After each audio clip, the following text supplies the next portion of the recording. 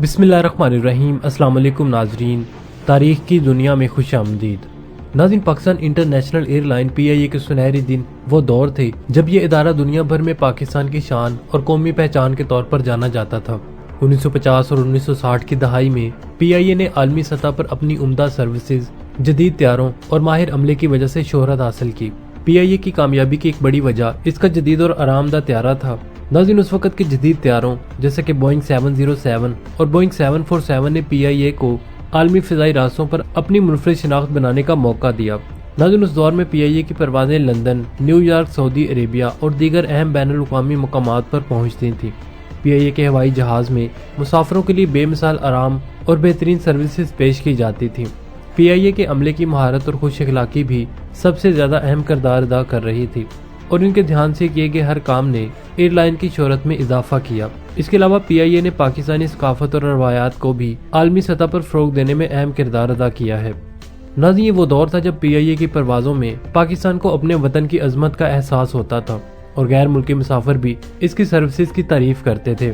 एक वो वक्त था जब दुबई के रूलर ने एमिरेट्स एयरलाइन स्टैब्लिश करते वक्त PIA से काफ़ी ज़्यादा मदद मांगी थी और अब ये वक्त है कि पाकिस्तान इंटरनेशनल एयरलाइन अपने वजूद के लिए भीख मांगने पर मजबूर है। इसकी इतनी ज़्यादा अहमियत थी कि मोहम्मद अली जिन्ना ने पाकिस्तान बनने से भी पहले PIA की बुनियाद रखी थी। USA की फर्स्ट लेडी ने PIA के कैप्टन को गले लगाकर ऐसा क्या बोला कि जिसके बाद PIA की सक्सेस बेकाबू हो गई। लेकिन दूसरी इंटरनेशनल एयरलाइन भी PIA से इतनी ज़्यादा इम्प्रेस थी कि वो अपने क्रू की ट्रेनिंग के लिए खास लोगों को PIA के ट्रेनिंग सेंटर में भेजा करते थे। सच पूछा जाए कि PIA की अचीवमेंट्स इतनी ज़्यादा हैं कि उनको उंगलियों पर गिनना काफ़ी ज़्यादा मुश्किल है। लेकिन नाज़रीन, इस सब के बावजूद आखिर ऐसा क्या हुआ कि आज PIA पिछले 20 सालों से लगातार नुकसान पे नुकसान दे रही है। नाज़रीन, नौबत यहाँ तक आ गई कि इसको खरीदने के लिए सिर्फ $3.5 करोड़ की ऑफर लगी है, यानी जितने पैसे एमिरेट्स एयरलाइन महज सिर्फ 2 दिनों में कमाती है। नाज़रीन, पाकिस्तान इंटरनेशनल एयरलाइन की शुरुआत असल में ब्रिटिश इंडिया के दौर में शुरू हुई थी जब पाकिस्तान का कोई वजूद ही नहीं था। 23 अक्टूबर 1946 को मोहम्मद अली जिन्ना ने कुछ लोगों की मदद से कोलकाता में ओरिएंट एयरवेज के नाम से एक एयरलाइन रजिस्टर्ड करवाई। नाज़रीन, ये ब्रिटिश इंडिया में पहली एयरलाइन थी जिसके मालिक मुसलमान थे। नाज़रीन, पार्टीशन के बाद ओरिएंट एयरवेज के ऑपरेशंस को पाकिस्तान में मुंतकिल कर दिया गया और 1955 में एयरलाइन को नेशनल कैरियर के तौर पर पाकिस्तान इंटरनेशनल एयरलाइन का नाम दे दिया गया। नाज़रीन, पहले साल ही PIA ने इंटरनेशनल फ्लाइट्स का आगाज कर दिया जिसमें कराची से कायरो और रोम से होते हुए लंदन तक फ्लाइट्स जाने लगी। ये लॉकहीड सुपर कॉन्स्टलेशन इस्तेमाल करने वाली एशिया की पहली और जेट एयरक्राफ्ट इस्तेमाल करने वाली एशिया की दूसरी एयरलाइन बन चुकी थी। न सिर्फ इतना बल्कि PIA नॉन कम्युनिस्ट एयरलाइन होने के बावजूद चाइना तक भी फ्लाई करने वाली पहली एयरलाइन बन चुकी थी। जंग और मुल्क के इकोनॉमिकल मसाइल के बावजूद ये एयरलाइन तरक्की करती रही और इसका हर 6 मिनट के बाद एक जहाज दुनिया के मुख्तलिफ हिस्सों में कहीं न कहीं लैंड या टेक ऑफ करता था। नाज़रीन, बेहतरीन क़ियादत और सही फैसले की वजह से PIA हुकूमत पाकिस्तान को प्रॉफिट देने वाली एक मशीन के तौर पर काम करने लगी। कुछ ही अरसे में PIA को एक कामयाब एयरलाइन के तौर पर पहचान भी मिल गई, एक शानदार slogan, great people to fly with PIA। नाज़रीन, उसके बाद एक ऐसा वाक़या हुआ जिसने PIA के नाम को दुनिया भर में 4 चांद लगा दिए। 1962 में USA की फर्स्ट लेडी जैकुलिन कैनेडी ने पाकिस्तान विजिट किया। अपने वापसी के सफर में इन्होंने PIA को चुना। जब फ्लाइट लंदन के हीथ्रो एयरपोर्ट पर लैंड हुई तो फर्स्ट लेडी ने कैप्टन को गले लगाया और PIA के स्लोगन को सबके सामने रिपीट किया, great people to fly with PIA। नाज़रीन, USA की फर्स्ट लेडी के मुंह से निकले हुए अल्फाज ने न सिर्फ PIA बल्कि पाकिस्तान को भी दुनिया की नज़र में सुर्खरू कर दिया था। उसके बाद दुनिया की कई नामवर शख्सियात ने पाकिस्तान का रुख किया, जिसमें 1966 में सऊदी अरब के किंग फैसल ने और 1967 में ईरान के शाह मोहम्मद रजा बाकरी का अपनी बीवी के साथ विजिट भी शामिल है। नाज़रीन, दिन गुजरते गए और PIA की तरक्की अपने अरूज पर आने लगी। यहाँ तक कि बाहर के लोग PIA में जब ट्रैवल करते तो कैबिन क्रू से मिले बगैर फ्लाइट से नहीं उतरते थे।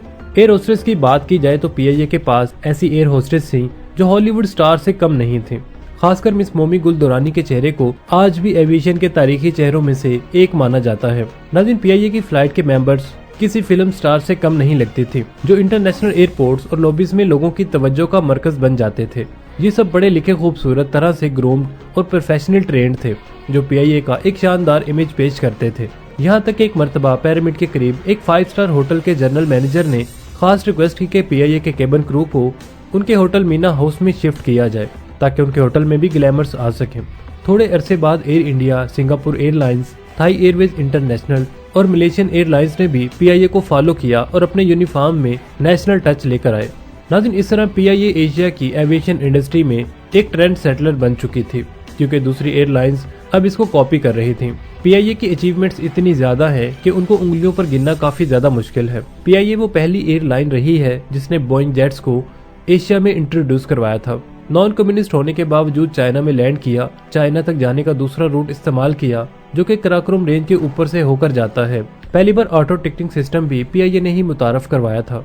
नाज़रीन, मॉस्को यानी उस वक्त के सोवियत यूनियन से होते हुए यूरोप तक फ्लाइट चलाई। पीआईए पहली नॉन यूरोपियन एयरलाइन थी जिसने नॉर्वे में लैंड किया, और सबसे बढ़कर पीआईए का शुमार उन एयरलाइंस में होता है जिन्होंने 1960s में in flight entertainment system introduce करवाया था।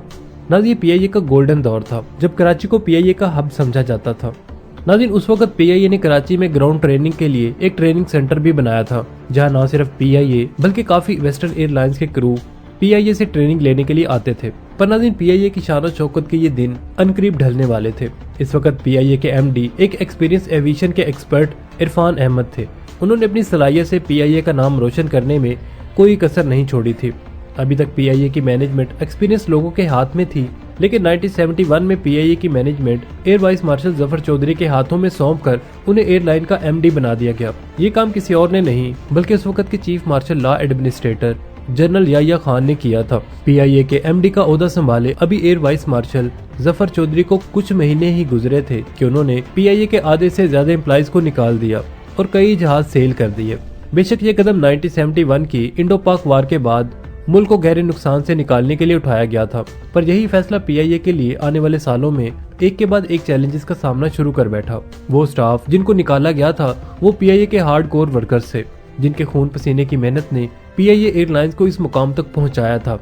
और जहाज सेल करने का मतलब ये था कि पीआईए अब उन इंटरनेशनल जगहों पर नहीं जा सकती थी जैसे पहले 6 मिनट के बाद कोई ना कोई जहाज कहीं ना कहीं लैंड ऑफ या टेक ऑफ करता था। नाज़रीन, ऐसे ही था जैसे रेस का घोड़ा जो हर बार जीतता हो, सिर्फ एक बार हारने की वजह से उसकी टांगे काट दी जाएं। अब वो जिंदा तो रहेगा लेकिन रेस में दौड़ने के काबिल नहीं बचेगा। नाज़रीन, इस वाक़े के बाद 1972 में पीआईए को एक दूसरा झटका दिया गया और ये था नेशनलाइजेशन। 1972 में सिविलियन गवर्नमेंट के आते ही वजीर आजम जुल्फिकार अली भुट्टो ने पीआईए को पूरी तरह नेशनलाइज कर दिया, यानी अब ये पूरी तरह गवर्नमेंट के कंट्रोल में आ गई। नाज़रीन, इससे पहले जब पीआईए को 1955 में कलकत्ता से पाकिस्तान शिफ्ट किया गया, उस वक्त इसमें गवर्नमेंट ऑफ पाकिस्तान के शेयर्स तो थे लेकिन प्राइवेट सेक्टर भी इसमें इन्वॉल्व था। नाज़रीन, नेशनलाइजेशन के बाद पीआईए में पॉलिटिकल भर्तियों का आगाज हो गया, यानी लोगों को पसंद की बिना पर जॉब्स मिलने लगी, न कि टैलेंट की बिना पर। मैनेजमेंट में ऐसे लोग आ गए जिन्होंने ऐसे फैसले लिए जो पॉलिटिक्स के लिए तो अच्छे थे लेकिन बिजनेस से उनका दूर दूर तो कोई कनेक्शन नहीं था। काम के लिए नहीं बल्कि सियासी फायदों को हासिल करने के लिए नए एम्प्लॉयज हायर किए गए, जिसकी वजह से पीआईए पर सैलरीज देने का बर्डन मजीद बढ़ गया। जबकि जहाज और रूट्स जिनके लिए पहले पीआईए फेमस हुआ करती थी उनको बेहतर करने के लिए कोई इकदाम नहीं उठाए गए। नाज़रीन, अभी सिविलियन गवर्नमेंट को 5 साल ही हुए थे। 1977 में एक बार फिर से पाकिस्तान में मार्शल लॉ लगा दिया गया। जनरल ज़ियाउल हक ने आते सारी मुल्क का कंट्रोल अपने हाथ में ले लिया और नेशनल इदारों में अपनी पसंद के लोग बिठा दिए। 1980 में एक बार फिर से Air Vice Marshal Zafar Chaudhry को पीआईए का एमडी बना दिया गया। वही जफर चौधरी जिन्होंने 1971 में पीआईए के जहाज सेल किए और आधे वर्कर्स को निकाल दिया था। लिहाजा इस बार भी उन्होंने कुछ ऐसे फैसले किए जो काफी तनकीद का निशाना भी बने, जिसमें सबसे बड़ा फैसला था एमिरेट्स एयरलाइन को जहाज लीज पर देना। पीआईए का डाउनफॉल तो वैसे ही चल रहा था, रूट्स कम हो चुके थे और जहाज पुराने होने की वजह से मेंटेनेंस मांग रहे थे। जफर इकबाल ने पीआईए के 2 जहाज दुबई के रोलर्स को लीज पर दे दिए, जो उस वक्त एमिरेट्स एयरलाइन की शुरुआत कर रहे थे, यानी क्रूज समेत जहाज एक तरह से किराए पर चढ़ा दिए गए। नाज़रीन, इस फैसले ने पीआईए के करीब का तो फायदा था मगर दूर का काफी ज्यादा नुकसान था। शॉर्ट टर्म में दुबई की तरफ से कुछ पैसे तो मिल गए लेकिन बाद में दुबई ने अपनी एयरलाइन लॉन्च कर दी और उसके बाद पीआईए के तमाम रूट्स को अपने नाम कर लिया, यानी जिन रूट्स पर पीआईए कमाती थी अब वो एमिरेट्स एयरलाइन कमाने लगी। जैसा कि पाकिस्तान की अहम सिटीज जिस पर पहले सिर्फ पीआईए का होल्ड था वहां अब एमिरेट्स भी सर्विस देने लगी। नाज़रीन, मिडिल ईस्ट के रूट पर भी पाकिस्तान से जद्दा जाने वाले पैसेंजर्स को आहिस्ता आहिस्ता एमिरेट्स अपनी बेहतर सर्विस की वजह से अपने नाम करने लगी। पीआईए की लंदन के लिए भी रेगुलर फ्लाइट्स थी लेकिन एमिरेट्स ने अपनी सर्विसेज को इम्प्रूव करते हुए अपने लग्जरी ब्रांड्स और कस्टमर इमेजेस की वजह से इम्प्रूव करके अपनी पोजीशन मजबूत कर ली थी।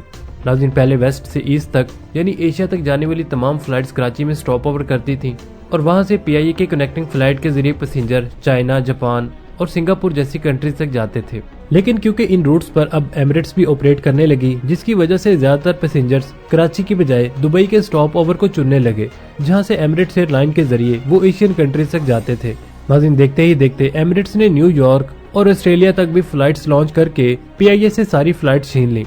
नाज़रीन, इन मसलों के चलते PIA, जो पहले इंटरनेशनल एयरलाइन में एक बड़ा नाम था, अब लोगों का भरोसा PIA से टूटना शुरू हो गया और अल्टीमेटली PIA को कई डेस्टिनेशन खत्म करना पड़ी। नाज़रीन, PIA के ताबूत पर आखिरी कील गाड़ने का मौका शायद कोविड-19 का था, जब पूरी दुनिया में एयर ट्रैवल ना होने के बराबर था। लेकिन क्या करें कि कोविड-19 के बाद भी अभी PIA को एक आखिरी झटका लगना बाकी था। मई 2020 में PIA की फ्लाइट 8303 कराची एयरपोर्ट पर लैंड करने से सिर्फ चंद सेकंड पहले आबादी के ऊपर क्रैश कर गई। इस हादसे में 97 पैसेंजर्स की जान चली गई और इनिशियल रिपोर्ट में पायलट की गलती सामने आई। नाज़रीन, ये मसला भी चल ही रहा था कि अगले महीने पाकिस्तान के एविएशन मिनिस्टर ने भरी पार्लियामेंट में पोल खोला कि PIA के चंद पायलट्स के लाइसेंस जाली हैं और वो चीटिंग करके यहाँ सिफारिश लगवा कर आए हैं। नाज़रीन, ये वाकया हुआ तो पाकिस्तानी असेंबली में था, लेकिन इसकी आवाज दुनिया भर में सुनी गई। देखते देखते ये स्कैंडल इंटरनेशनल लेवल पर वायरल हो गया, जिससे PIA की रेपुटेशन को बहुत बड़ा नुकसान पहुंचा। इस स्कैंडल की वजह से इंटरनेशनल एविएशन अथॉरिटीज ने PIA पर भरोसा खो दिया और एयरलाइन पर मुख्तलिफ बैन्स लगा दिए। अब कंडीशन ये है कि न सिर्फ PIA बल्कि पूरा पाकिस्तान ही कर्जों तले नाक तक डूबा हुआ है। IMF, जो पाकिस्तान को हर साल इमदादी रकम देता है, उनकी डिमांड है कि जो इदारे पाकिस्तान से नहीं चल रहे उन्हें प्राइवेटाइज या सेल कर दिया जाए। नाज़रीन, गवर्नमेंट ने PIA को प्राइवेटाइज करने के लिए 6 बिजनेस ग्रुप को क्वालिफाइड किया और कम से कम बोली की शुरुआत 8,500 करोड़ रुपयों से की। लेकिन बदकिस्मती से 6 में से सिर्फ एक ग्रुप ने PIA के 60% शेयर्स खरीदने की बोली लगाई और वो थी सिर्फ और सिर्फ 1,000 करोड़, जो कि $3.5 करोड़ बनते हैं। ना ये पैसे सिर्फ इतने ही हैं जितना एमिरेट्स एयरलाइन ना 1 साल ना 6 महीने बल्कि महज सिर्फ 2 दिन और 13 घंटों में कमाती है। नाज़रीन, 2024 में एमिरेट्स ने अपने 1 साल का प्रॉफिट 500 करोड़ डिक्लेयर किया था।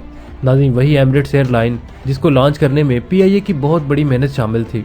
एक्सपर्ट्स का कहना है कि PIA पर जितना कर्जा चढ़ा हुआ है, इसको अगर कोई फ्री में भी खरीदता है तो ये भी पाकिस्तान के लिए सबसे बेहतर साबित होगा।